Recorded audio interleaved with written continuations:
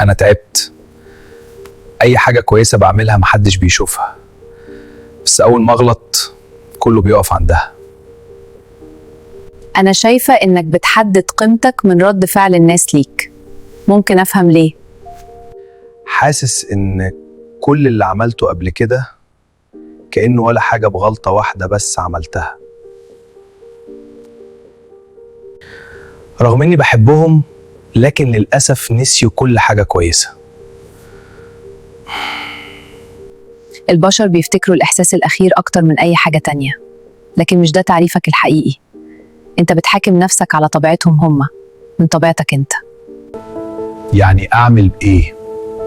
تبطل تحاول تكون كامل وتبدأ تكون واعي. الكمال مش للبشر، الكمال لرب العالمين. طيب والناس؟ مش دورك تغير صورتك عندهم، دورك تحافظ على نفسك من إنك تنكسر عشانهم كدد. يعني أحط بيني وبينهم حدود؟ تمام، مظبوط. لأن اللي ما عندوش حدود مع الناس في الكلام بيتقيم كل يوم من شخص. طيب وأنا؟ قيمتك مش في آخر موقف، قيمتك الحقيقية هي تقديرك لنفسك. ما تسمحش لحد يختصر عمرك في موقف، ولا تدي لحد الحق انه يعرفك من غلطة. اللي مش شايفك غير بعينه هو مش محتاج تثبت له حاجة.